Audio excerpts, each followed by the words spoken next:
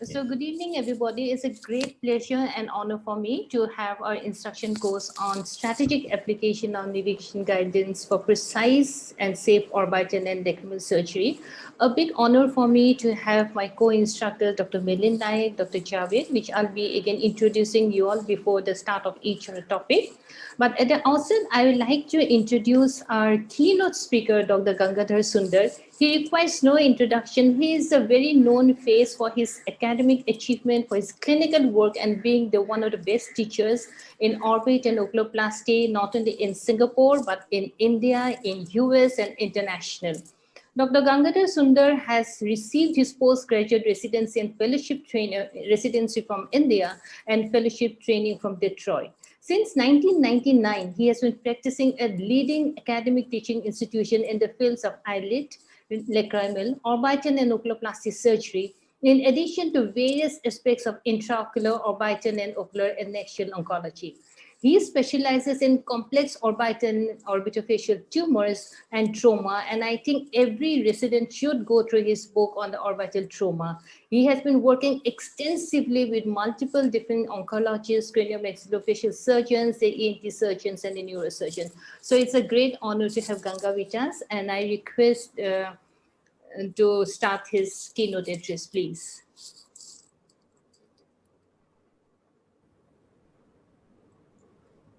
Good evening. Thanks Yeah. to the AIOC Scientific Committee 2021 for the kind invitation to share my personal perspective on the not so well told story of thyroid eye disease. I acknowledge all my teachers, my mentors, my colleagues from whom I've learned a lot from in terms of both diagnosis and management of thyroid eye disease, and compliments to my colleagues here at NUH, where we first started our multidisciplinary clinic way back in 2004. Apart from the standard disclosures, I'd like to acknowledge that I organized my first ever thyroid eye disease symposium in 2001. That's 20 years ago. And I'd like to compliment Dr. Milind Naik and Dr. Suryasnath Rath for a beautiful compilation of surgical management of thyroid eye disease, which encompasses a lot of modern techniques itself. Also bring you greetings from our NUH UGOGO team, the first team outside of Europe to become an official member of UGOGO, which comprises not just ophthalmologists, but endocrinologists and immunologists as well. If you read about the history of thyroid eye disease, most of the major contributions in the Western literature is from the 18th century. However, is Bodhidharma, who is supposed to have hailed from the south of India, the founder of Zen Buddhism and Kung Fu, who was described to have the first thyroid eye disease, and subsequently in the 11th century, a description from the Middle East. If you look at the natural history of thyroid eye disease, Felix Rundle described the concept of the Rundle's curve, where there's a concept of activity which was subsequently figured out, where interventions is supposed to make a difference, especially medical interventions. And this is something where we have learned from our immunologists about early active intervention with the Rundle's curve in thyroid eye disease.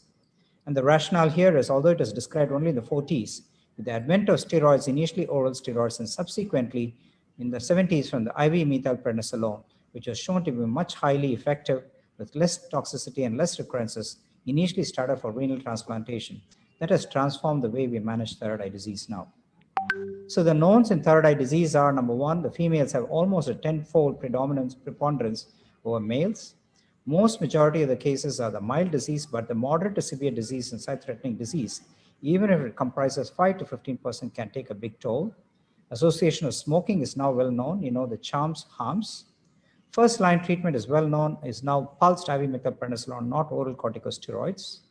The morbidity of moderate to severe disease is being well recognized now. And the surgical management of thyroid eye disease, which starts off with orbital decompression, including navigation technology, for apical orbital decompressions and tailored decompression, followed by strabismus surgery, eyelid retraction repair, and blepharoplasty.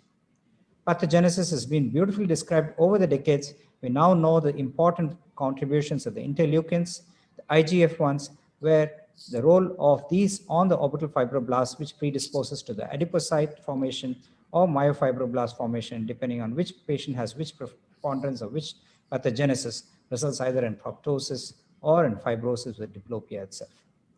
The not so well known are the gender distribution kind of changes with moderate to severe disease, with the male predominance is slowly creeping up and to sight-threatening disease, where the ratio now from 10:1 changes to 1.4:1. The pathogenesis in the individual patient is still not known, and hence there's still a role for shotgun treatment with IV methylprednisolone with or without radiation. What are the trigger factors we are less aware of, and what is the second line of management? In the past, it used to be methotrexate and cyclosporin, azathioprine. That is changing a little bit. The role of radiation and role of regional steroids, including orbital steroids, is making a comeback. And finally, whether you can combine procedures. Also, what is least known is the toll it takes on the individual and the family in terms of anxiety, depression, and even suicide.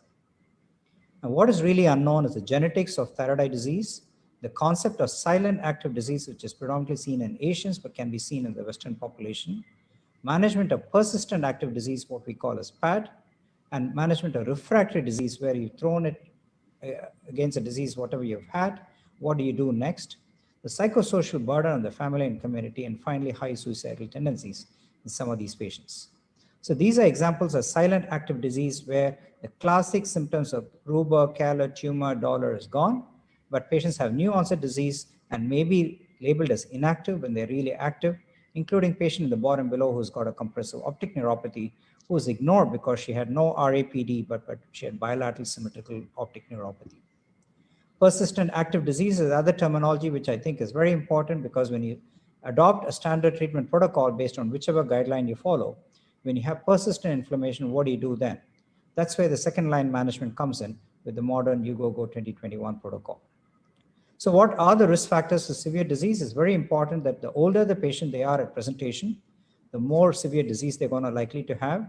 Males at diagnosis, whether they are smokers or non-smokers, are also at much higher risk.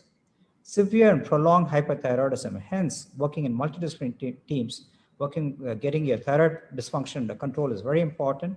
Monitoring and your TRAb and TSI levels are very important. Avoiding indiscriminate treatment with iodine 131 for persistent hyperthyroidism, and patients who have various forms of trigger factors, which include stress. So in terms of management, there are essentially 4 questions you need to answer. First, is most important, is whether it is or it is not really thyroid eye disease. Once confirmed, whether it's an active or inactive disease. Third, what is the severity of the disease?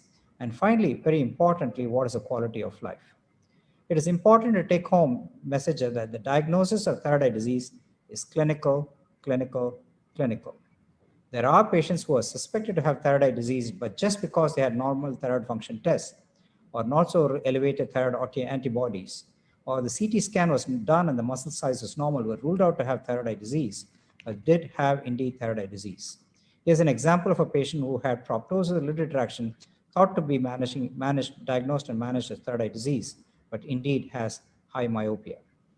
The second important thing is whether it's active or inactive disease. That's where we resort to the clinical activity score or the inflammatory index, where early intervention with intravenous methylprednisolone based on the quality of life transforms and restores them more to a normal quality of life.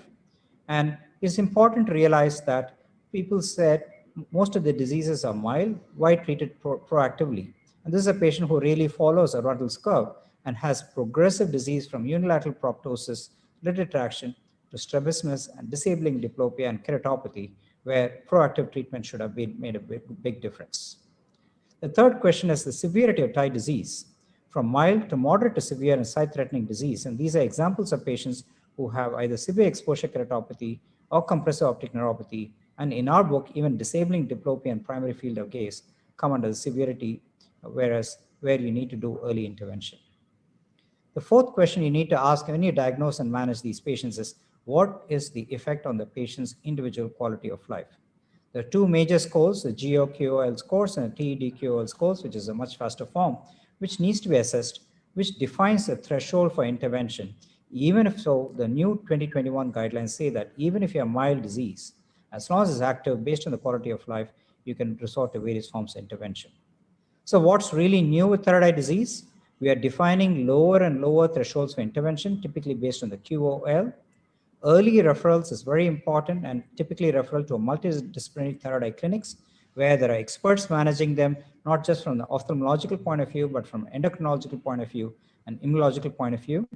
The 2016 UGOGO protocol is out, and what is coming in is 2021 protocol. We'll touch a little bit about it, yet to be published. And finally, the role of targeted therapy, name it namely teprotumumab. So these are now new guidelines where we are defining interventions for mild disease based on the quality of life, to moderate disease, when what is really new is incorporation of mycophenolate sodium along with IV methylprednisolone based on a 6-week plus 6-week protocol. And once it becomes inactive disease, you can observe and manage. Versus if you have persistent active disease, you can either resort to the intravenous methylprednisolone again, which we don't do, but we resort to one of the other immunomodulatory agents. Orbital steroid radiotherapy is considered when systemic immunosuppression is contraindicated. Teprotumumab is holding a huge promise, but the cost is going to be a deterrent. Rituximab and tocilizumab may also be considered, but however, evidence is more based on case reports rather than anything else. And for severe sight-threatening thyroid eye disease, after initial immunosuppression with intravenous methylprednisolone, you can resort to various forms of decompression. And finally, in the era of targeted therapy, teprotumumab is holding a lot of promise. It's an IGF-1 receptor antibody, where it's supposed to show up to 90% response, even in later stages of disease, even in chronic disease, may show some promise, not just in proptosis reduction, but also strabismus and compressive optic neuropathy. But the cost may be forbidding until it's going to be available worldwide. So in summary, thyroid eye disease, in my personal opinion, is a common, yet uncommon in an average ophthalmologist practice because it's commonly misdiagnosed and mismanaged. We believe strongly in early referrals to dedicated multidisciplinary team where proactive intervention, medical intervention in the early stages with biologics when indicated, and customized treatment to the individual patient, be it medical treatment, surgical treatment, and rehabilitation. And finally, most importantly, emotional psychological support lifelong for these patients are very important. And thank you once again for the kind invitation, and happy to take any questions based on the panelists' expert experience. Thank you very much. So thank you, Dr. Ganga, and it's real pleasure seeing you on the screen. So we'll come to the questions at the end of the session. I think we'll have some time. So let us go directly to a course. And the first speaker is Dr. Milind Nayak. Dr. Milind needs no introduction. Milind has done his MD ophthalmology from CMC Vellore, India, and he has done his fellowship in ophthalmic plastic and facial plastic surgery from UCLA Los Angeles. Currently, he is a consultant Department of Ophthalmic Plastic Surgery at the prestigious LV Prasad Eye Institute, Hyderabad, and adjunct associate professor at the University of Rochester, New York. He has a recipient of the Senior Achievement Award from the American Academy of Ophthalmology and was the vice president of the Asia Pacific Society of Ophthalmic Plastic and Reconstructive Surgery. He has got more than 250 publications and has given more than 500 lectures nationally and internationally. His main areas of interest are in orbit and oculoplasty, aesthetic and facial plastic surgery, thyroid eye disease, and minimally invasive ophthalmic plastic surgery. He is in the editorial board of Journal of Craniofacial Maxillary Trauma and Reconstructive, the Korean Journal of Ophthalmology, and the very prestigious Journal of Cutaneous and Aesthetic Surgery. So Milind, may I request you to kindly go ahead with your talk? Thank you, Kasturi. Thanks to the AIOS organizing team. Hi, Ganga, and all the attendees here, panelists, as well as the delegates who are awake on a Sunday evening, the siesta time for everyone to listen to navigation. Wonderfully put program between led by Kasturi, Javed Vatsalya, and myself. So this is the plan we are going to go ahead with, and I will just introduce navigation technology in a very simplified manner to those who are new to it, and then we'll take on the rest of the presentations. So introduction to this technology is in the very basic way is to explain the differences, how we used to search the address in a niche city. Earlier we used to have physical maps, and we used to practically go around asking people where this particular shop or building is, and you would reach the point. And later on came Google Maps, and that entirely changed how we search something in your city. And navigation works on a very similar philosophy within the orbit. So if you compare orbit to a very busy city, and you want to know exactly where you are in relation to the surroundings, then that's what you're talking about. So basically, in a Google map, you have already the data that's present in the system. Then that's you who is roaming in your car. There's a satellite up there in the space, and there is a ground antenna. And there is a triangulation that happens between these three to tell you where you are in relation to this already existing data that is Google Maps. So replace that Google Maps with a CT scan data which is already pre-performed and inserted into the machine. And then that's your CT data.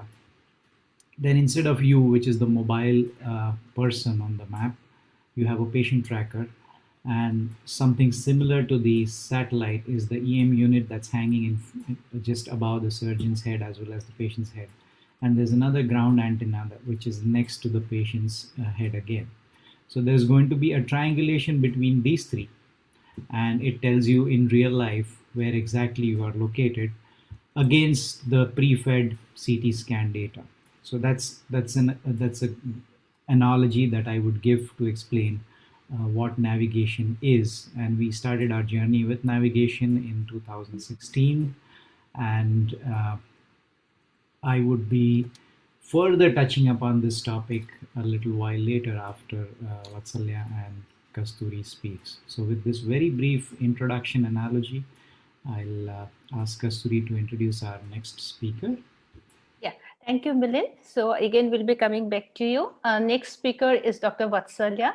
Dr. Vatsalya is currently pursuing her fellowship at Sri Shankar Deva Netralaya, and she's a young budding ophthalmologist and has done her post-graduation from RP Center, All India Institute of Medical Sciences. She has got numerous publications in peer-reviewed journals. She is diligent, very sincere, and extremely hardworking. She has a great passion for research and currently working on 2 research projects, mainly the PRF in socket reconstruction and 3D reconstruction. So over to you, Vatsalya.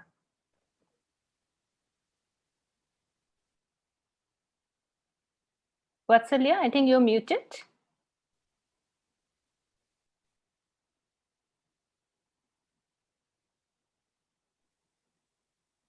Vatsalya, are you muted?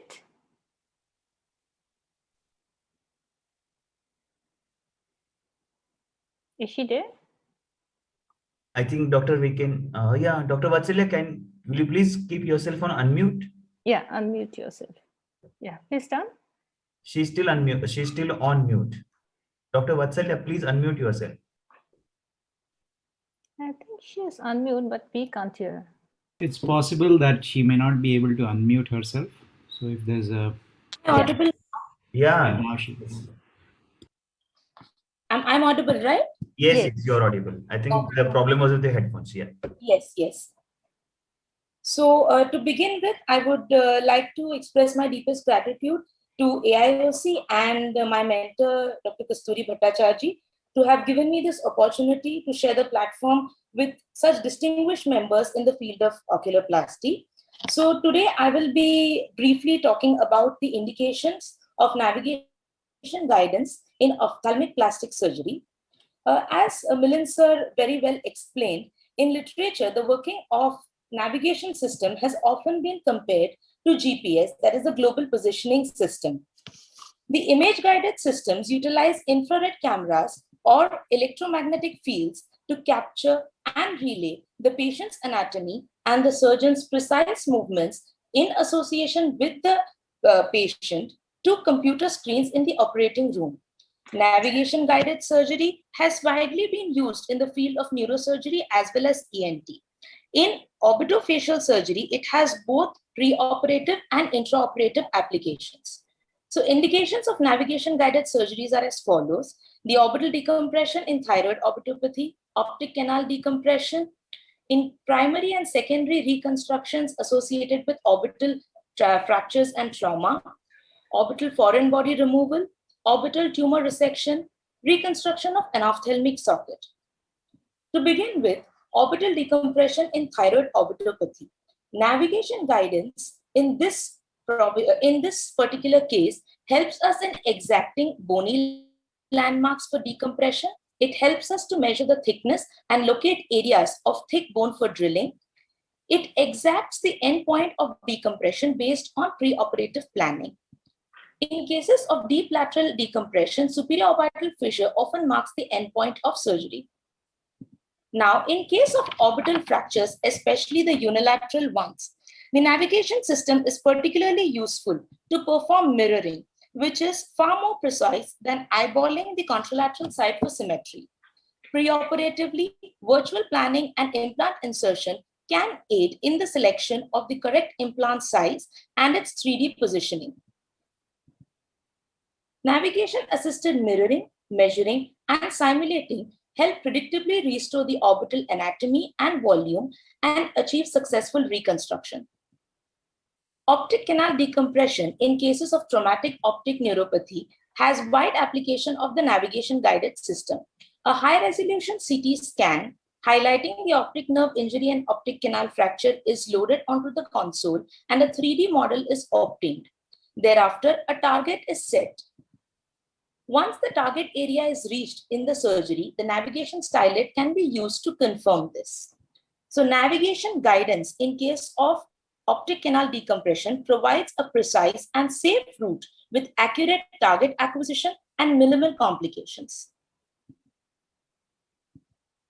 In orbital foreign body removal, navigation guidance provides accurate and real-time position of the foreign bodies, minimal collateral damage, the determination of appropriate surgical path, and increased rate of successful foreign body extraction.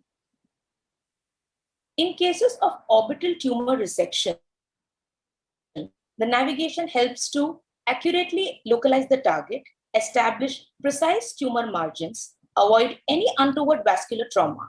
In these cases, mirroring can be used to symmetrically reconstruct the residual large bony defects which are left after the tumor resection.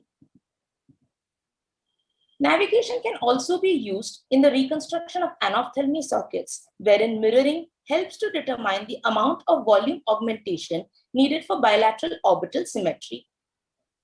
Last but not the least, in cases of endoscopic orbital and lacrimal surgeries, real-time CT guidance can be used to identify the lacrimal sac and its relation to the surrounding structures.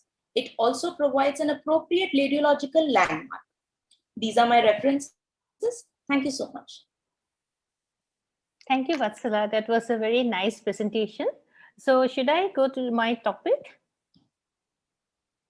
So next. Yeah. I think you should stop sharing, Vatsala.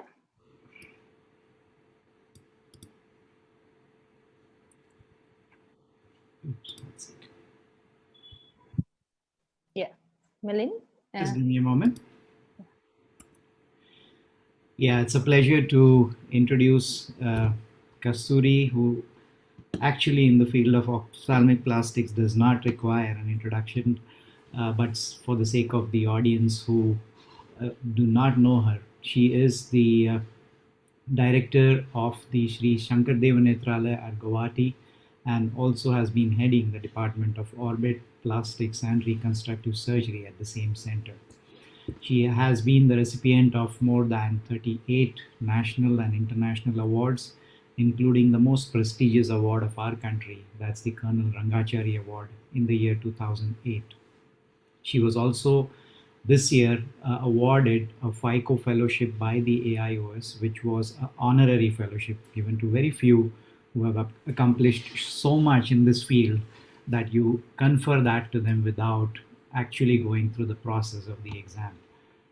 She's a global FRCS examiner for the last 14 years, reviewer of several journals, and she's also a member of the editorial board of the INET, the AAO editor for facial plastics in IJO, and several other journals. She has been a secretary of our Oculoplastics Association of India and has also served as a vice president of the Asia Pacific Society. So she'll speak today about the role of navigation in orbital trauma. Kasturi, please. Thank you, Milind. Thank you so much for the kind words. Yeah. Can you see my slides? Yes, we can. So I'll be speaking on navigation guidance in orbital trauma. I always believe that navigation guidance is a cutting-edge technology for precision in surgery, having a 5 years experience for multiple indication. But today I'll be basically speaking the application of navigation in orbital trauma. I believe that this is one of the instrument which is required for guiding our surgery when we go to the apex, because orbital apex is somewhere, it is one of the nearest part of the orbit, having the most important structure, the optic canal and the superior orbital fissure, where the optic canal can be damaged by a trivial injury, which can lead to indirect or traumatic optic neuropathy, or it may undergo fracture, and which can be a direct traumatic optic neuropathy. So what is this navigation guidance? This is what the previous speaker has already mentioned, that it serves as a GPS in which we set a target and aim to reach the destination with precision and with accuracy. So we have all the images of CT, MRI or MRA, and then we load it to the console.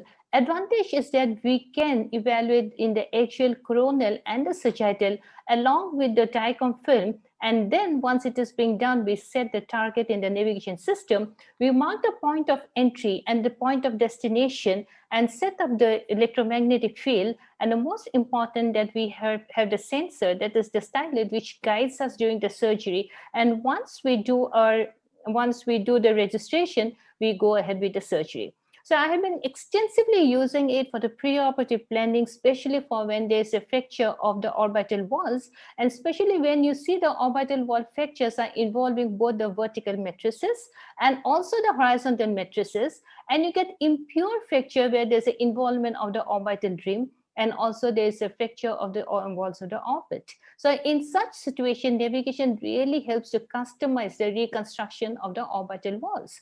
So the question is, how does it help? The previous speaker has mentioning about mirroring. So what is mirroring? We know that whenever there's a fracture, there's an expansion of the globe. So you mirror the normal orbit over the abnormal orbit and see the difference, how much of volume expansion has occurred. And based on this, it will help you to correct the enophthalmos. So once you keep on doing, every system will have its own nomogram algorithm, because there's no published algorithm. But I feel at least 4 millimeter difference of mirroring for that unit, approximately implant size of at least 1 millimeter. So that is what I believe, 1:4. Then you do the registration and you put the navigation probe. This is what you see, a very big fracture, where before the start of the surgery, my whole navigation guide stylet is inside the maxillary sinus. So once I go ahead with the surgery, and I have already measured that how much amount of reconstruction or how much amount of volume I need to give.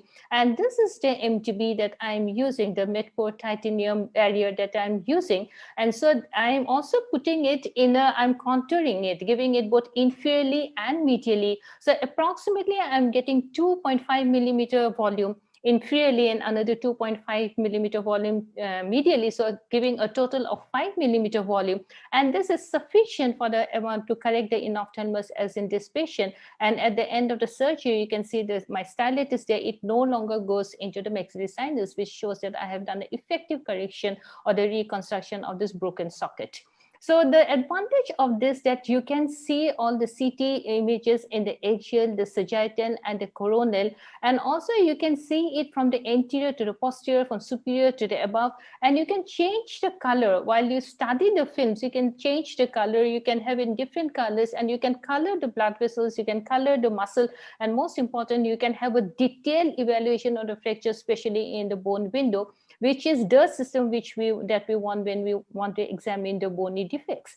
It also helps you to evaluate the MRA, especially when you want to see the vital structures, the correlation of the ophthalmic artery in the optic canal in relation to the optic nerve. So this really helps you. And once you fit both MRA and the MRI, along with the CT images, you know exactly how this internal carotid artery, the branches giving to the ophthalmic artery, how it is moving through the canal, and you get a very good idea before you take up this challenging situation. So situation like this, when you have such a bad ophthalmic socket, this navigation mirroring that I have already done, you can see, and you can see that she has got gross amount of enophthalmos. So approximately it is showing an enophthalmos of around 10 to 12 millimeter here. So I need at least an implant of 3 millimeter, which is not so easy. So we know that approximately MTB gives us a maximum thickness of approximately 2.5 to 3. So once you do, and especially in situation like this, when you have a bad fragment there, So what you do first, when the buttress is being damaged, you need to reconstruct the buttress.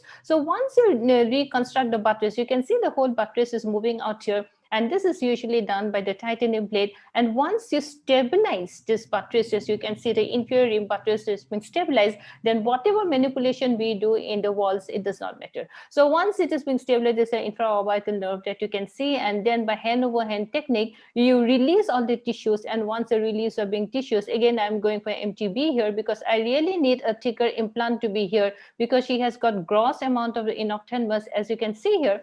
And then once it is being placed here, you have to nicely screw up and put the screws. And once you do that, and again, at the end of the surgery, you usually again put the navigation, and you have to be doubly sure that whether accurate or correct amount of volume that you want to give her has been given or not, and as per the marking that you have given here. And this is what you see at the end of the surgery. And this is how she looks post-operatively. Another case, you can see here the gross amount of the blowout fracture, and this is a surgery that has been done. And once the surgery has been done, we can see adequate correction of the orbital volume, and along with the titanium implant, you can see that has been sitting out here. In situation like this, when you have a bad NOE fracture, this is a fracture, you can see almost a globe is being subluxated. There is also a canthal dystopia, along with the fracture of the inferior wall, the fracture of the medial wall. So these are the situation, it really helps you. Like you can see, this is really a very big fracture, and mirroring helps you identify the limits of the fracture. You know, you can put different colors, and also like here I'm putting the bone color and also putting a shade blue, so I can differentiate which is a normal orbit as compared to which is the abnormal one. And then once you mirror it, this really helps you to change the color, change the contrast, which enhances the visualization of the entire extent of the fracture and aids in the preoperative planning. So once you start doing it, and then you take up for the surgery like this, already you can see this is all a big scar here. So in the same scar has gone, and then you release the fracture. And once you release the fracture and you put an implant, and especially again, you need to put a thicker implant, especially the MTB implant that is being placed. And once the implant is placed both on the contouring it and giving it to the inferior and to the medial wall, and then lastly, you need to also correct the canthal dystopia. Depending upon the length of the canthal dystopia, you plan out whether you would like to suture with the Prolene suture, or you need to use additional titanium plate to reconstruct such. And this is the same patient pre-operatively and a week after the operation. And I feel he has got a considerable good correction even after 1 month. And that is there because it was properly planned with the navigation. And also the fracture of the frontal bone out here. We know the frontal sinus, we're a little skeptical because when it bleeds very badly. And so in such situation, you can really have a very well-planned surgery. Advantage over here, like, can you see, I'm just planning my route of entry and exactly following this. I'm not trying to deviate and trying to be a very minimally manipulative, so that the big palate which is there and which has made the fracture, it can be removed off well with very meticulously, so that we do not injure the brain tissue or do not injure the extra eye tissue and somehow we salvage the eye. So this is the big palate that has caused the frontal bone fracture, and which can be removed well because of the guidance which we got during the navigation system. Another trapdoor fracture that you can see, again, the contouring has been done. Even if you don't have an MTB, you can mold it. This is what I do. I mold the implant to give the amount of volume that is required in such situation when you have so much of volume deficit, and you get an adequately good correction. Sometimes in a very bad fracture, you can do, this is what the mirroring really helps you, because it really helps you to plan that how much amount of, wall you need. Like, it doesn't even have a maxilla out here. The whole of this maxilla is absent. So because there was no inferior orbital wall, I have used a titanium mesh to form the inferior orbital wall. But why I have done the mirroring? Because there was no maxilla, and I need to order the exact size and shape of the artificial cheek that I need to create. So this has really helped me to have a very perfect amount of the artificial cheek implant that I have ordered. And this is after making with the titanium mesh. I had made the inferior orbital wall, and this is the whole of the maxillary sinus that is open here. This is the implant that we have been ordered, and we have also customized it according to the size and the shape, and that has been placed. And once this is being done, and you can see this is the early post-operative day 1, day 30. This is also day 30. Not very good pictures because this is a WhatsApp picture that he had sent me. This is after a year or so.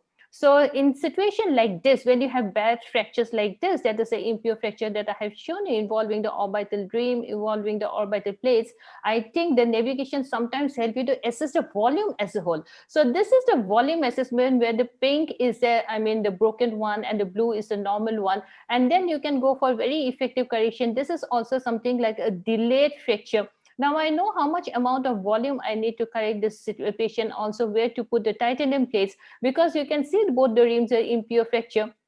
And no fracture, I had also done a conjunctival DCR in this patient. And once here, I have used a double layer of the biopore because this is what the patient cannot afford the MTB. And he needs good amount of volumes. A double layer of biopore has been done. And along with it, once the correction has been done and you have rechecked it, and then you correct the dystopic medial canthal.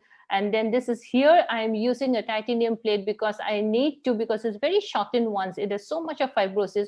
And once you suture it to this titanium plate, the T-shaped plane and plate, and then you screw it well, and then you close the suture. And this is how the patient looks on the table. And this is how the patient looks. This is how the patient appears in the CT scan. You can see this is the implant that has been given superiorly inferiorly to treat to stabilize the buttresses, and this is a double layer of the med push sheet given. But what is interesting, if you look to this patient out here, there has been so much of volume expansion before the surgery, and is because we could evaluate the patient very well and plan it very well, you can see the volume expansion has much decreased. And this is finally how he looks after 2 months, but he might require more further correction.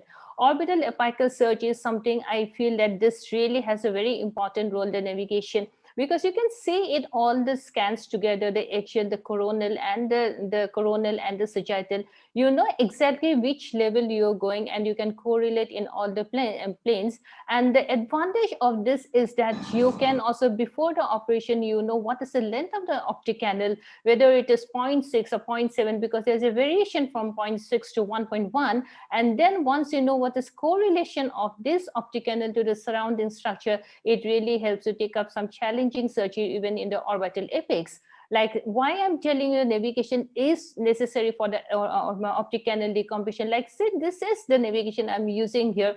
This shows, and I'm not being able, this is my canal here, I'm not being able to enter the canal. Every time I put my stylet, it is going right into the sphenoid sinus. So this shows that my surgery is not complete. I need to remove more bone. I need to de-roof the whole of the superior and the medial wall of this canal. And then now if I put the navigation, you see so nicely, I can, after doing the surgery, I can put the stylet. It is moving right from the orbital part to the cranial part. You see the coronal, you can go to the roof of the optic canal, and also in the sagittal, you can see how beautifully the stylet is going, which shows that I had completed the surgery. So it's a very nice guidance to know, like, and you can do a very minimally invasive surgery, like in the optic canal surgery, which really guides you. Say, this is my anterior ethmoidal blood vessel, and you go further, you get a posterior ethmoidal blood vessel, and which all of us know that medial is little difficult to operate because so much of fat sits there, and the optic nerve is so medially, the chance of further injuring the optic nerve is there. Here the navigation is showing I'm in the posterior ethmoid. So I go further down till I see. It really guides you. You can plan up in which direction you want to go. And this is my optic canal out here. And you can see after I have decompressed the optic canal very well, you can see the optic nerve out here. And sometimes you can also fenestrate the optic nerve. And now at the end point, it is shown that I have reached the destination. So this is one of the patient with a traumatic optic neuropathy, and you can see the improvement of the VP 1 month, 1 year after the surgery, improvement of the OCT. So I believe that the image guided navigation allows safe and precise surgery with avoidance of complication. It helps the surgeon follow the basic surgical principle of get it right the first time. And also the application of navigation is the best example of technological evolution being applied to the medicine. But I think before I end, there might be many questions amongst the youngsters that is this all? Do you think that navigation is all that is required for the management of orbital surgery? I don't think this is a question. I think this is just the beginning. There's lots of technology that can be involved, especially in orbital fracture. And people are, even I use a 3D printing where you have the image in 2D images in the DICOM format. And then you have a 3D images and you see them in all the axial, coronal, and also a 360-degree images. And this conversion of the 3D images, you can convert it into a 3D modeling and then export it into surface tessellation format. And after that, you can have a 3D print, and especially in in complex situation, you really want something like this. So navigation is definitely helpful, but in many situations, even a 3D printing becomes more important. So I'd like to end with the words of Michael Jordan, who mentioned there are three kinds of people in this world. One is who want things to happen. The second is who wish things could happen. And third, who make things happen. And I believe we, as oculoplastic surgeon, should make things happen, and that to happen with precision. Thank you very much for your patient hearing.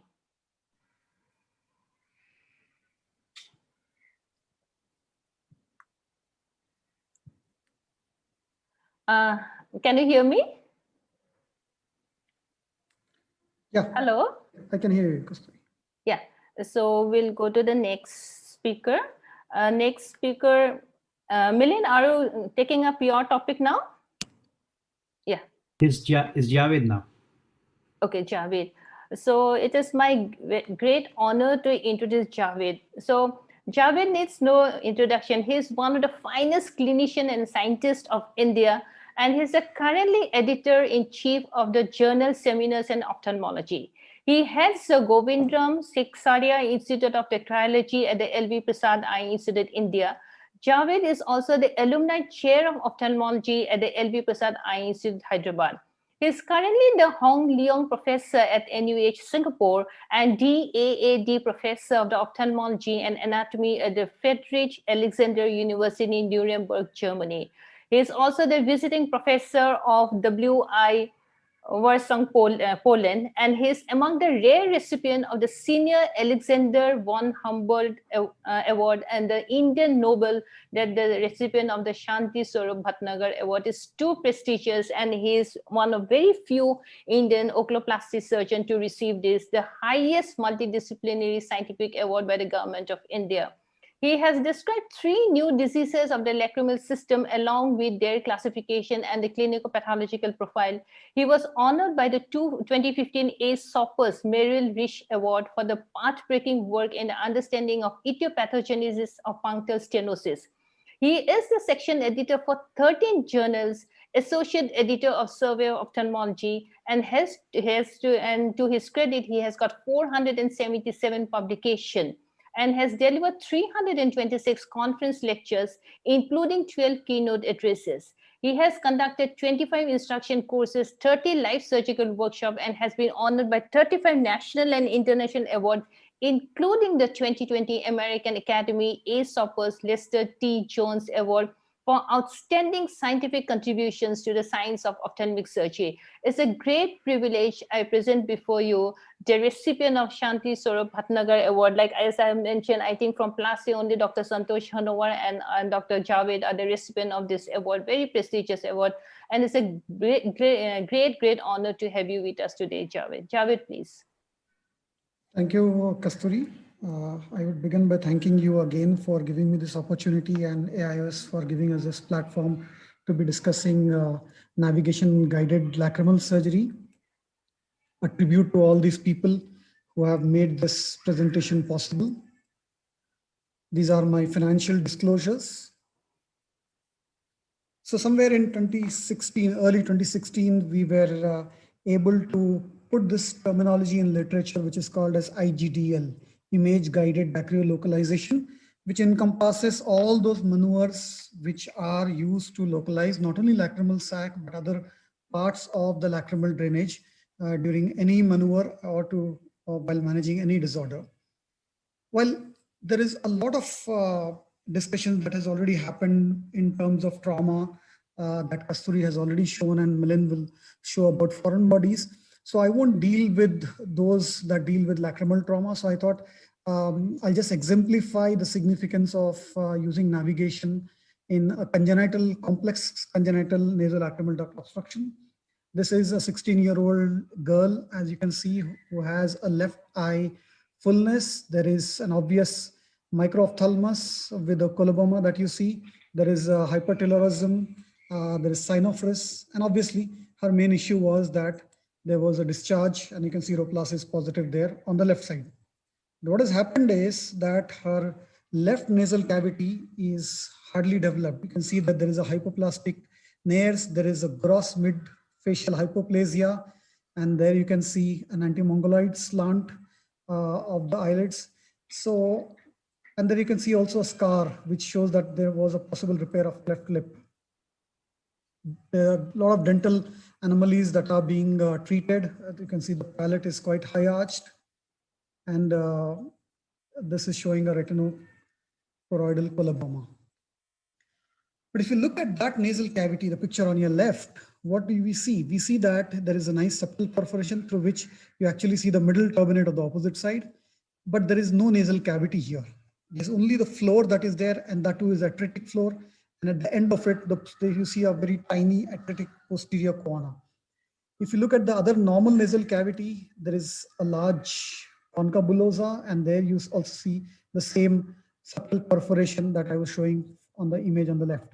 Right, so it's a little complicated. Now the question is, if there is no nasal cavity like here, where are we going to do the DCR? So look at this radiological imaging here, where we see that the septum has perforation. As we found, there's a large concha bullosa on the right side, normal side. But the left, you don't find any discernible nasal cavity structures. You don't find any sinuses. All the sinuses are absent. And there you can see, this is the right side sinuses. There's nothing in the left side, which also has the mucocele. So, and then when you go back and look, other than the lacrimal sac swelling, you also see a nice frontal process of maxilla, this is a transposed image, which is actually going and attaching to the nasal process of the frontal bone directly. This is an example where this is the axial cut, which is showing a large mucocele in that area. So what we are dealing with is what is called as congenital Rhynia microphthalmia syndrome, sometimes also called as the Bosma syndrome. Now, Bosma syndrome is known to be associated with nasolacrimal duct obstruction, but the challenge here is how would you go ahead and do a DCR? So the target here is to go ahead and take the lacrimal drainage system of this side into the contralateral nasal cavity. So I'll just show you the video so that we can just finish our discussion in this video itself. There you see no nasal structures. You see a subtle perforation through which you see the opposite gross concha bullosa. So what I'm using here is the NAV-PICO system of Karl Stoss. Now there you can see from the lacrimal sac, I am designing something which is called as a surgical roadmap, where I would like to get this lacrimal system into the contralateral nasal cavity. Now, so the reason of putting this surgical roadmap is that in case if I'm deviating from this surgical roadmap, the machine will let me know. And well, machine will not prevent you from doing anything, but it will just keep you alert at this point of time. So what I'm doing is I've taken a curvilinear incision just like anything.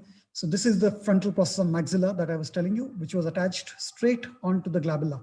So this is not a good idea to punch. So you don't see the typical anterolacrimal crest or anything, and you don't even expect that. You see this is showing me that I am right at that process, which is attached straight to the frontal bone. So what I'm doing is I'm drilling. Now, once you drill this area, you should not be expecting the nasal mucosa. What you would expect is directly onto the septum, because there was no nasal mucosa. The next structure is the septum only. So this is where you see the septum. You can also see a bit of the cartilage, septal cartilage that is there. Now I'm going to use the septum as a window. Right, look at this probe coming out. I have taken a lacrimal sac flaps just like how we do normally in an external DCR. Right, so that's there. That's, you see, is the septal cartilage. And I'm just confirming that it's the septum. And there the navigation shows that it's the septum that I'm touching. So now I'm going to use septal window and have two flaps of the septal window, because now the septum will act as an ostium. But the problem is that once I'm trying to tent that septal mucosa in front of the sac, I'm actually touching much beyond the concha bullosa. And that is expected because concha bullosa is much anterior. So what I'm doing now is middle turbinoplasty, because you need to get that ostium here into this side. At the same time, when you are doing this maneuver, there's already a septal perforation, as you can see inferiorly. So you don't want to join those septal perforations together, right? You want the ostium window to be away from the septal perforation, though that itself is a septal perforation, but you don't want a coalescing of two septal perforations for obvious reasons. Now there you see a large concha. So what I'm doing is I'm trying to preserve as much as septal, the middle turbinate mucosa that can be preserved.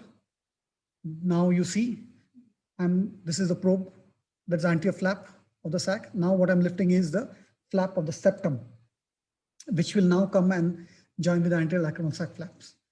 So I'm just going on the other side. That's the septal window. That's the middle turbinoplasty that's already been done.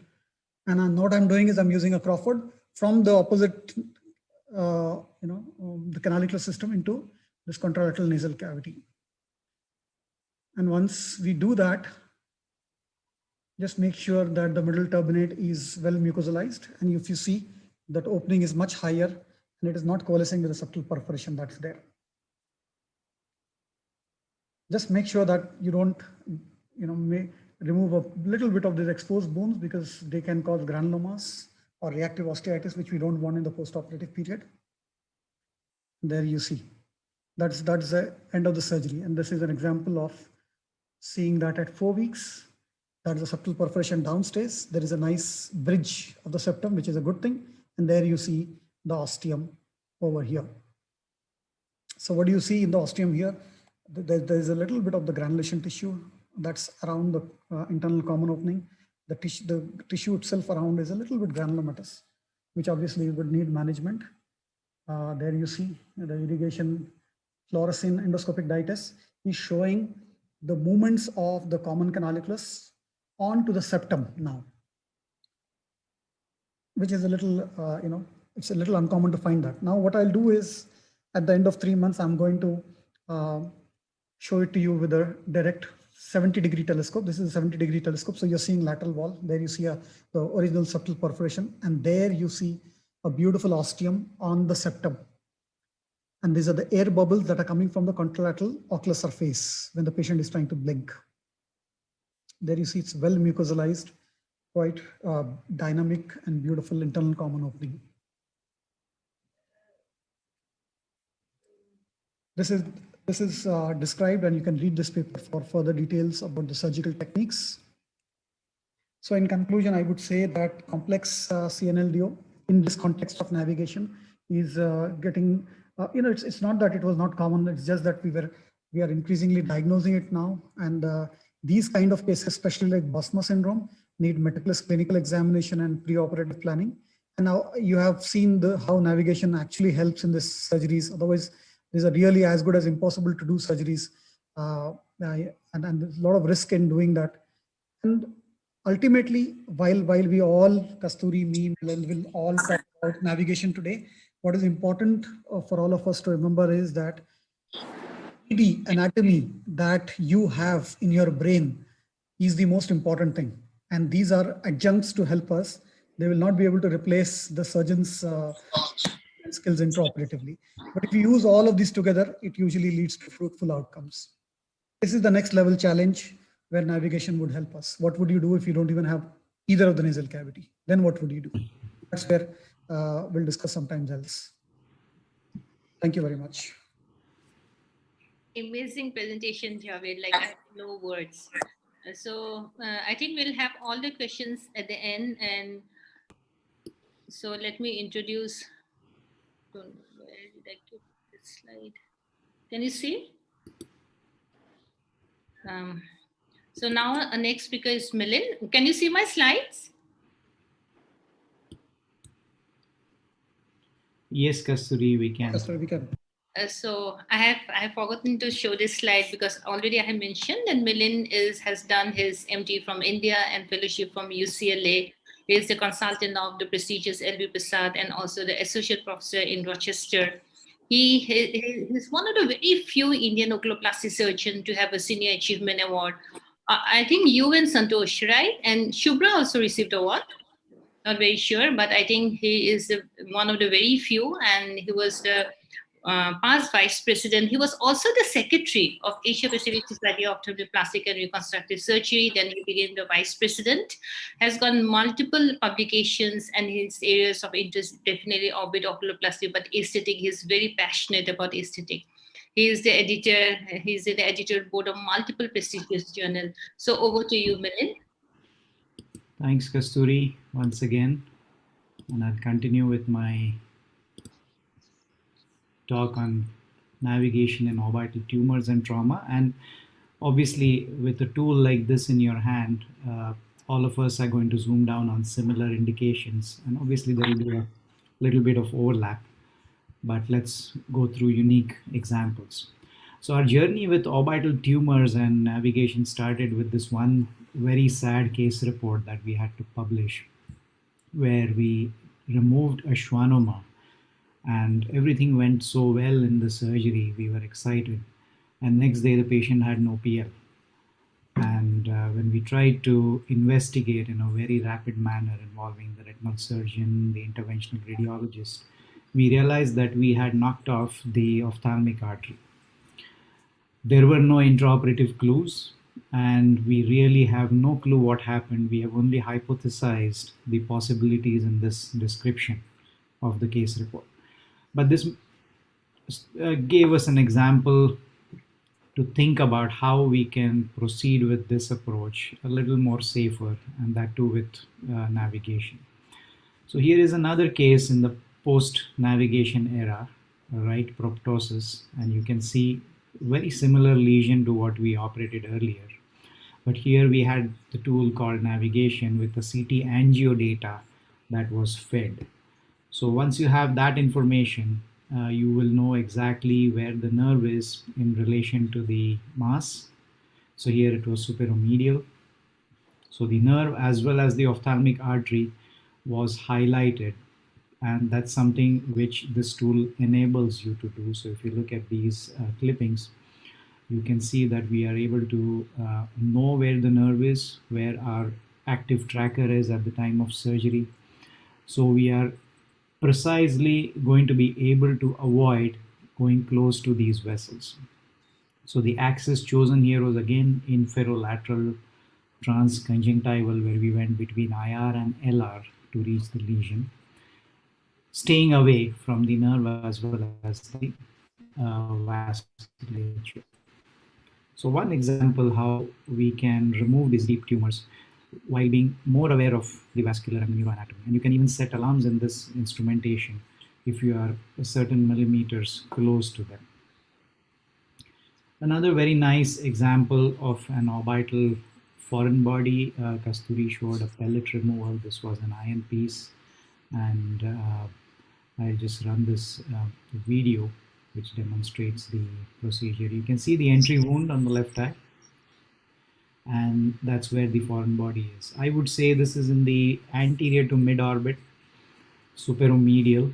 They look simple on a scan, but once you get into the orbit, it's fat and tissues everywhere, and you are more worried about damaging the normal tissue anatomy while you're searching for it. So these are the situations where the actual tracker can take you very close to the foreign body so that your dissection is minimal. Personally, I've learned that the magnets that the retinal surgeons use are of no use in the orbit because they do not attract the metallic foreign body the way it happens in the vitreous. So that's how we found this superomedially with a minimal dissection, I would say, because navigation guided. Here is another example of a lady who had a recurrent adenoid cystic carcinoma and another schwannoma, which was a recurrence with extensive distortion of the bony anatomy close to the cranial cavity. And these are scenarios where you wouldn't want to venture in without navigation or without a neurosurgeon at your call. Talking about fractures, this was covered already, but I'll just touch upon a case where you have medial wall as well as floor gone. So this is where the inferomedial orbital strut is gone to.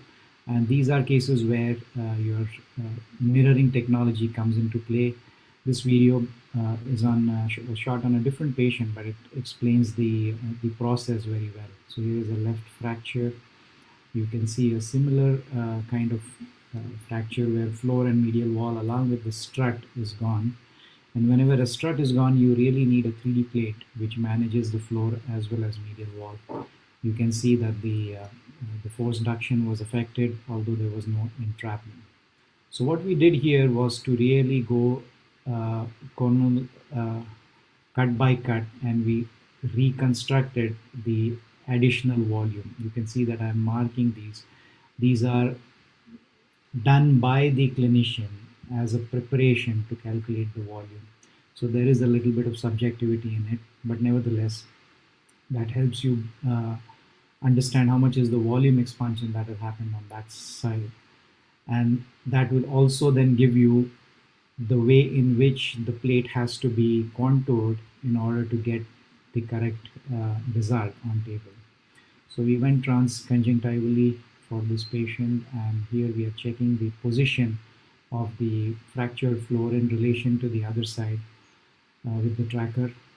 Then you put your 3D plate or the fracture plate, and once the fracture plate is in presumed good position, you again place the tracker and match it to the other side and see whether that matching is exact. And I'll explain this on 2 more slides after this video. Once you've confirmed that it's in alignment with the other eye, that is when you close the wound. So obviously this is something which can be applied only in unilateral tumors. Fortunately, majority of cases being unilateral. So here is this orange outline that you see is actually a mirroring of the anatomy from the other side. And the blue tracker is being placed on the plate. And I'm just assessing whether my blue tracker is exactly in line with the orange markings, which means that it's in line with the opposite floor. So that gives you more accuracy intraoperatively, and you could do that for the inferomedial component and also the medial component. And that is, here I'm checking the inferomedial component, whether it's accurate, my alignment along the inferomedial strut. So that gives you the placement of your inferomedial part of the plate, and it's safely positioned, and you will get that slight amount of proptosis on table when you correct it in this manner. I'll skip this decompression part because we are really talking about trauma here.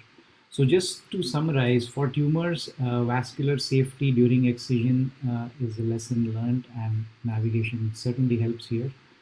Cases which have no roof or extremely thinned out roof, navigation helps us keep safe distance from important structures like meninges and the brain. And for foreign bodies, localization, it's a big help, especially in extraconal metallic foreign bodies.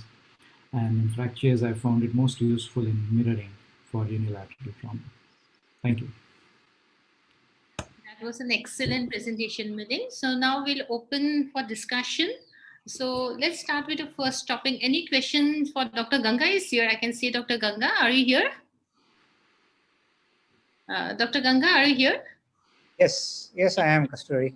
So any questions for Dr. Ganga? Ganga, would you like to add something, because you are the master of orbital fracture and orbital surgery? Would you like to add something? Probably master, because I probably started making the first few mistakes, continue to make them once in a while, and I've managed to learn quite a few tips and tricks. So now I agree. I mean, we talked about technology, and I think you talked about techniques. And it's a beautiful marriage of techniques and technology. Javed drove home the point that this is not a replacement for normal anatomy. This is not a replacement for abnormal or altered anatomy. This is not a replacement for your learning curve of surgical techniques and maturity. And but yes, it is an essential tool. If you're lost, we're dealing with complex revision surgeries. This is indeed a great technology. That's just a piece of few words. So I have a question to Dr. Milind. Milind, there's many times many residents, they keep on asking me like, what is a better system? The optical system is better or the electromagnetic system is better? In your experience, which one do you feel is better? Kasturi, we've tried the electromagnetic more often just because of the convenience involved in rearranging the preoperative planning. But each one has an advantage and a disadvantage. The EM1 really doesn't allow your metallic instruments to come between the monitor and the patient tracker. So if you do not have titanium instruments, or most of your instruments aren't really made up of plastic or any material which avoids this problem, then you're better off in optical. But optical, anything coming in your way physically, even the surgeon's hand or the assistant's head, is going to be a problem. So both have a downside. You just have to figure out which one you are more comfortable with. I think trying out both to then realize which one works best in your hand for a particular surgery should be the way to go. Thank you, Milind. Yeah, even I feel the advantage of the electromagnetic, you can move the head. Like you can move away from the field at sometimes, provided it is within the field of your electromagnetic field and the DRF is in proper position. However, now we do get some instruments in acrylic. So for my optic neuropathy, traumatic optic neuropathy, I had started getting all these acrylic instruments, and also some of the retractors you get in some coat, like which is anti-metallic coats. So these are helping me, but definitely there are both has its own advantage and a disadvantage. So Javed, there are lots of questions and people are very happy to see you here. Would you like to highlight something more about your bloodless DCR surgery, especially in relation to endoscopic surgery? Well, but this is, I think it's not related to navigation. I was not prepared for this question. Okay. I think one critical element that I learned from Peter Wormald and from a lot of people, to have a bloodless DCR, the most crucial ingredient is patience and giving time for decongestion. That's where I feel, at least I was making mistakes before my fellowship. So a good decongestion and then waiting over it, giving it a time of 10 minutes.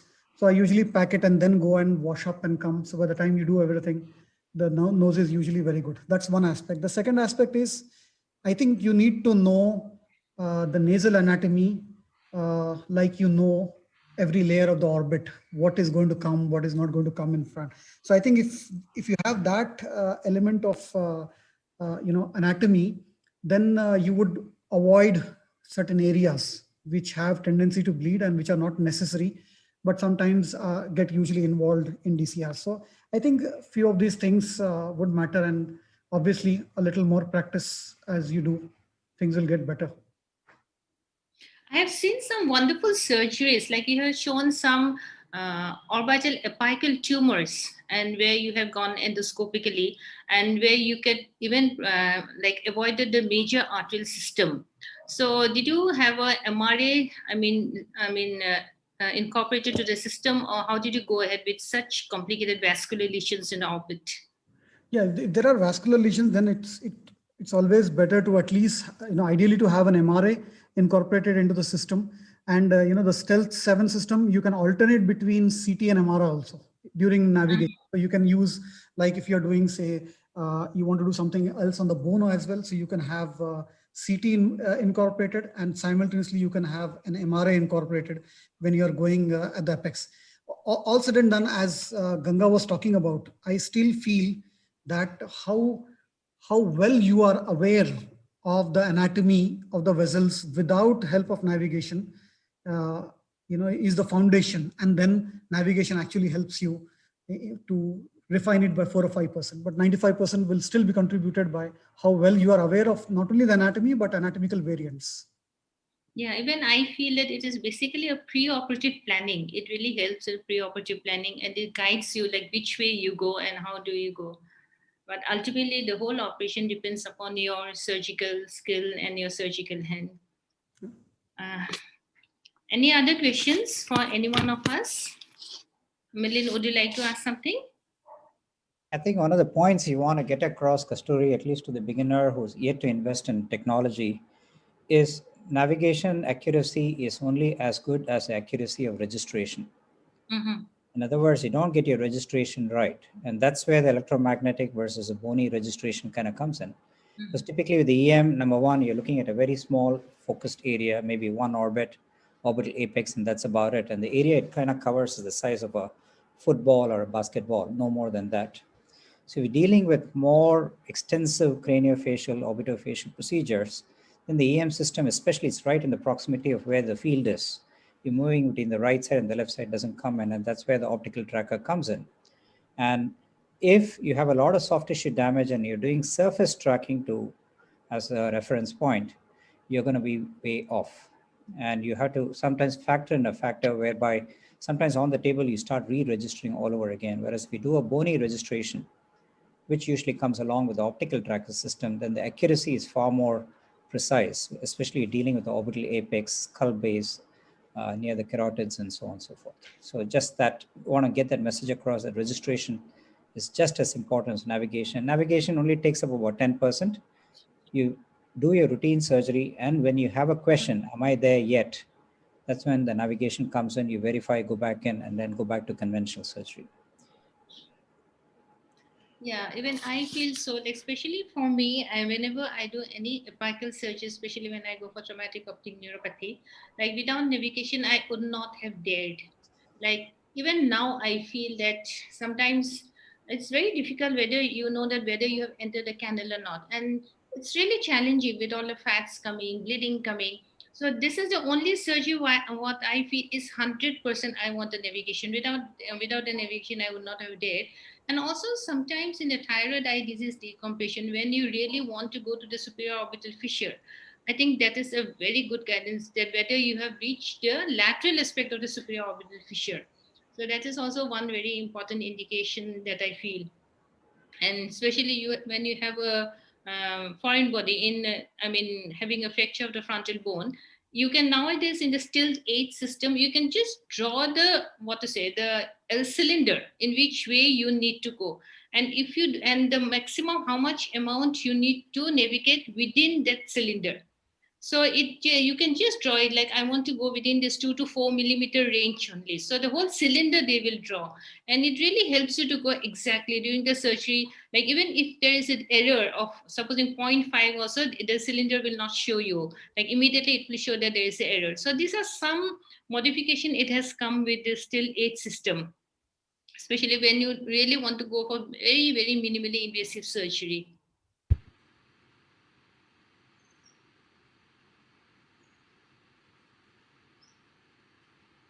We have enough time. So any more discussions?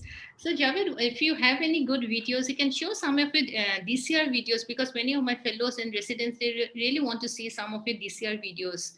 If you have any of them. Okay, so what I'll do is I'll send you a links. Springer has just published of my lacrimal surgeries, different things, which also has a commentary going around. So I'll share those links to you so that you can disseminate to the fellows. So one of the points for discussion, Savri, I think you're running an institution, Milind is running an institution, is the challenge you face in training a young resident, a senior resident, a young fellow, and a senior fellow. And I think that's very similar to conventional cataract surgery versus laser-assisted cataract surgery. What the resident wants to learn is laser-assisted cataract surgery. It sounds cool, and patients always want this fancy technology. But there's no replacement for teaching them traditional old-fashioned work. But at the same time, every teaching institution ends up having this cutting-edge technology. And that's where this technology kind of comes in. You have to have it so that for the difficult, complex cases, number one. Number two, for the educational platform, I think this is absolutely essential. And sometimes even the wisest of surgeons, most experienced surgeons, is lost. So there's no replacement for this cutting edge technology. But having said that, when you're training somebody, you really have to step back and train them in traditional old-fashioned Jack Rootman stage or John Wright stage orbital surgery and lacrimal surgery. Right, Javed? Yes, Ganga, I totally agree. I think unless the fellows and residents, they are good with the basics, the old style, because many times I have realized that even, after operating so many lacrimal surgeries, there are many times where you have to fall back to that original techniques in really complex situations where things go out of the hand. So I think it's it's like somebody's doing phaco, but if they have to convert, are they able to convert to the regular SICS or ECC mode if it is needed, though it may be needed rare. So I think you're right. We need to have the John Wright and Rootman styles much before navigation comes. Yeah, especially I feel that Orbit as a whole, I think for a young junior resident or even a fellow, a very initial phase, this is a little challenging as compared to the other because it's such a complex structure with so much of crowding on the vital soft tissue. So I feel that they really need to go step by step, and all these surgical simulations that we are using, this really helps add to the knowledge. Like if they really come to those institutions where they use the surgical simulation, like what I'm mentioning, navigation, I think they really, it enhances their anatomical knowledge, and I think seeing all those, they get more confidence into doing an actual office surgery. So I always feel that when my fellows or residents come, I make them like, you should know how to use the play around with the system. I always ask them to play around with the system, draw the different vessels, see around, and that's how they also gain lots of knowledge, especially where is the inferior orbital fissure, where is the superior orbital fissure. So this simulation, all this technology, I think these are especially a very good teaching tool. That is what I feel.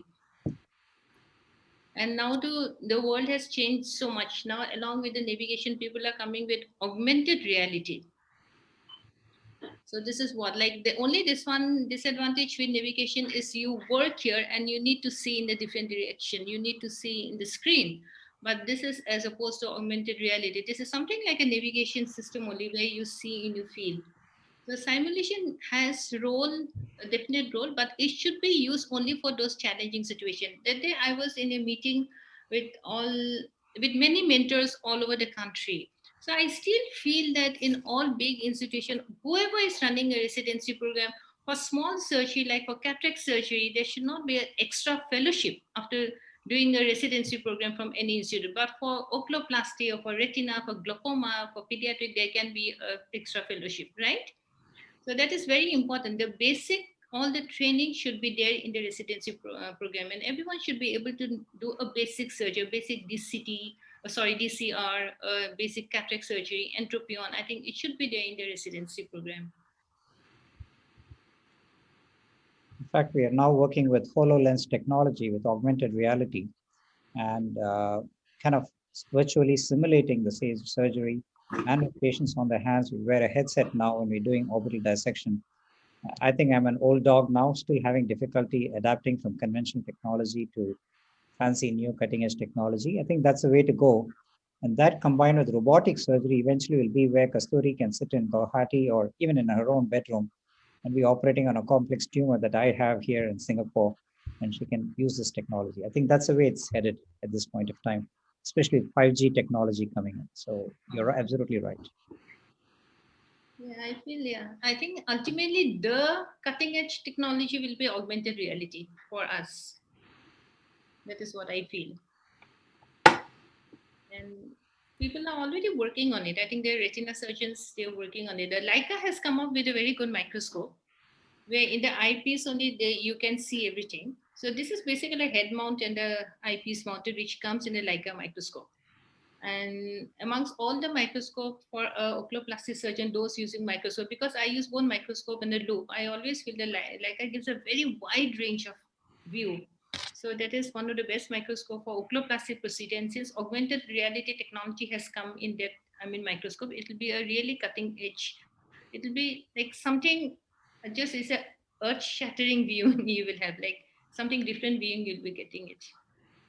You can see the central retinal artery in front of you. You'll be seeing the pulsation, how it is going how it is entering the optic nerve. The major challenge, I think, there is everything inside the eye is visual, versus if you're doing orbital tissues, eyelid tissues, lacrimal tissues, a lot of it is tactile.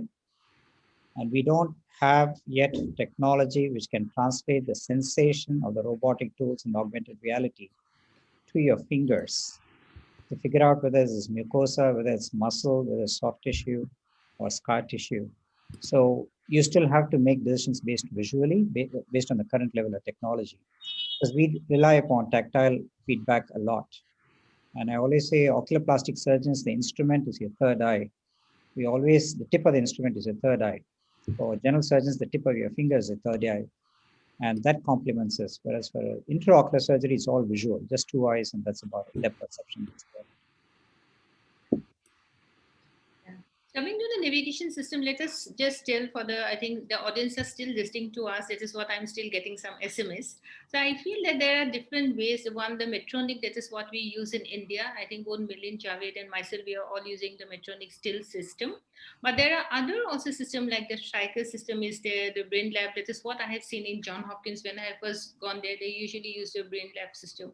So both of them have advantages and disadvantage. What I believe is that what just now Ganga has mentioned, that tissue registration is the operative field registration, in some cases it is done over the bone and some taking the soft tissue as a landmark. I feel that the Medtronic, what we use, we do more of a skeletal bone landmark. We usually use the bone as the markers of the operative field that we use. The advantage of this bone is that it can very easily pick up, and also the registration error is very less.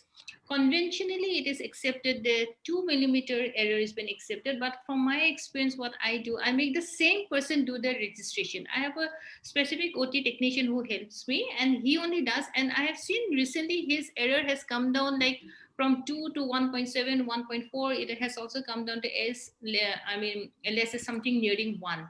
So I think if one keeps on doing with the same machine, I think the error rate also decreases. Though many people still says that 2 mm is what we accept. So I just want to know from Ganga, from Milind and Javed, what is your error rate? Like when you do a registration, what is for the reliability, what do you accept it? From the way, it depends on which area we are operating. If I'm doing say an endoscopic DCR in the rare event of, say, in cases of Saldo, if I'm doing it, I might accept an error rate of something like 1 or even 1.25. It's okay.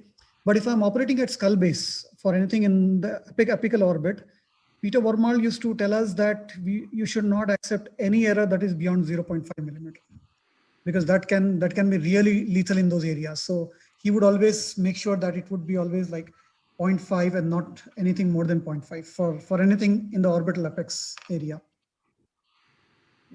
And once the registration is complete, like how do you see the and what are your points of assessing the accuracy? How do you verify the accuracy of the registration? Like what are the characteristic bony landmarks that you take?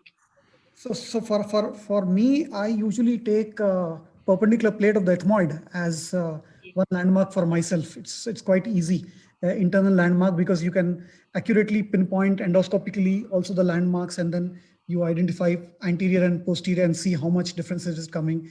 The other thing that I commonly use is the apex of the middle turbinate to assess the accuracy. And then we'll get to know if it is anything beyond 1 mm. You can even if the machine is not prompting you that, endoscopically you know that these two are not aligning well. So these two landmarks. And Milind, for the orbital tumors, what landmark did you take? Well, for tumors or trauma, if you just go along the lateral orbital rim, so you place the probe on the inner curve of the orbital rim or at the outer curve of it, and if on the screen you see that it's fairly accurate. I mean, measurement given by the instrument is one aspect.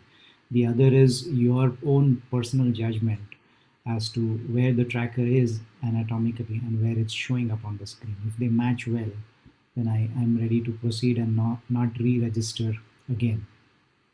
The other aspect about various instruments is that there is no special software in any of these instruments which caters to orbit. So all of us who use it realize that we either have to enter into the ENT mode or the neurosurgery mode. Mm-hmm. So for those who use navigation on a regular basis, it's important for us to push for these. Oftentimes the ground antenna that are placed is dictated by the company that this is the way you have to place it, but we have done studies where we've changed its location entirely onto the occiput and we found good accuracy. So there are lots of lacunae areas where we can do research, very simple research, and find out that this is another way that it can be used accurately. So there's lots of scope in navigation. Yes. One very important question I would like to ask both Milind and Ganga. Like we have been talking about mirroring on me, Milind, both of us, we are showing only the fracture on one side of the orbit where we do a auto segmentation of the normal orbit and then mirror it on the affected orbit. But in case of bilateral trauma, if there's a bilateral fracture, so how do you do this mirroring or how do you plan your reconstruction? To Ganga first.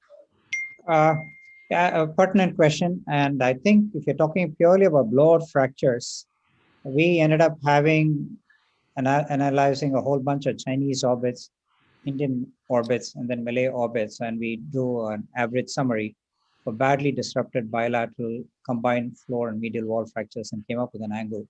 But even that, we realized that it's actually fallacious because there are patients within the same ethnic group who have a wide range, and their angle also changes from very young age to much older age. There's a constant remodeling of the bone that really happens. When it comes to complete orbitofacial fracture disruption, then we choose to go with the less disrupted side of the face. We actually reconstruct it first, and sometimes you don't have luxury to doing 6 hours, 8 hours, 10-hour surgeries. We rescan the patients to make sure we have reconstructed the one side of the face completely well.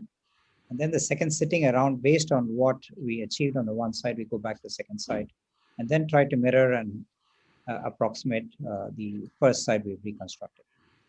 Milind, over to you. Yeah, I haven't really faced this scenario. Most of these pan-facial traumas, they don't come to a standalone eye hospital, I guess. But if that happens, I would really treat it the way we do decompressions. You know, the worst side first. But how do you use that data to match the other eye? I'm not sure, because if we do a CT, I think we're going to get a lot of metal artifacts. So never faced this challenge yet, fortunately. Exactly. Also, same thing happening to me. So in those situations, I just go for 3D printing. I know it is like, I think that's why in the last slide I was mentioning that is navigation everything. I don't think navigation is for the pan trauma, like when we don't have a normal site. So that is the only one we end up like that is we do CD printing, and that's how we reconstruct. I think the time is up, and I thank you all for the wonderful discussion. And Ganga, it's so wonderful to have you, and both as a keynote speaker and also in the discussion. Javed and Milind, like you're the best of my friends, and it's so nice. We had such a fruitful discussion. And also Vatsala, like she's just a budding ophthalmologist, and she's feeling very honored, like she got an opportunity to share the same forum with you all.